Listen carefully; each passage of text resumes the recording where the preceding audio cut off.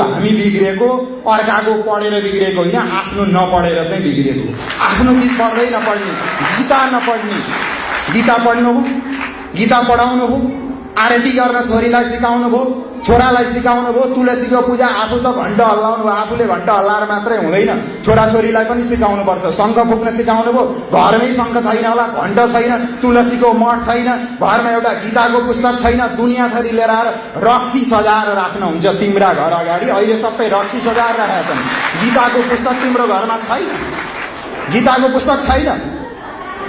तर तुलसीको मठ छैन, पानी हाल्नलाई त तुलसीको मठमा पानी चढाउनलाई सिकाएको भए आफूले छोराछोरीलाई बिहान उठेर चाँडै उठाएर आफूलाई ढोग्न लगाएर बा हजुरबालाई ढोग्न लगाएर हजुरबासँग बसेर एउटा श्लोक सिकिएको थियो भने तपाईँको छोरो जहाँसुकै जाओस्, विश्वको जुनसुकै कुनामा जाओस्, तपाईँको बन्थ्यो। तर अहिले तपाईँसँग हुँदा हुँदै पनि तपाईँको छोरो तपाईँसँग छैन, तपाईँकी छोरी तपाईँसँग छैन।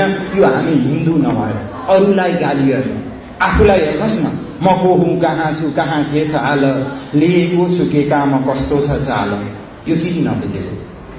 अनि अरूलाई गाली गर्ने, विधर्मी आएर बिगारे, विधर्मीले बिगारे होइन, तपाईँले बिगारे। भए जति पास्टर र पादरीहरू कि सबै बाहुन छन् कि छेत्री छन्, सबैकै दाजुभाइ। अनुहार हेर्नु त वरिपरिका पास्टर पादरी दुनियाँभरि नेता सबै अनुहार तपाईँहरूकै दाजुभाइ हो। आफै बिग्रिने, अरूले बिगार्यो भने अरूलाई गाली गर्दै हिँड्ने, आफ्नो अनुहार नहेर्ने। त्यसकारण यो हेरौँ। र अर्को, म तपाईँहरूलाई भागवतको भएको हुनाले भागवत कथा त पण्डितजीबाट सुनिसक्नुभयो। मलाई यहाँ पण्डितजीदेखि नै रिस उठिरहेको छ। व्यासासन बस्ने, कपाल नकाट्ने, नहौरिने, यो त यो खतम चिज हो नि। सिकाउनु भागवतमै आएछ, बत्रा छौरम प्रकर्तव्यम। यहाँ बाहिर हेरेको पण्डितहरू सबै त्यस्तै छ। त्यसमा पण्डित पनि सुध्रिनुपर्छ। पण्डितहरू नै आचार उगाइ ठाउँमा सुधार्नुपर्छ। यदि हामी नै सुध्रेनौँ भने, मै सुध्रिनँ भने, म त तपाईँको उपदेश गर्न आएको, म सुध्रिनँ भने तपाईँहरू कसरी सुध्रिनुहुन्छ?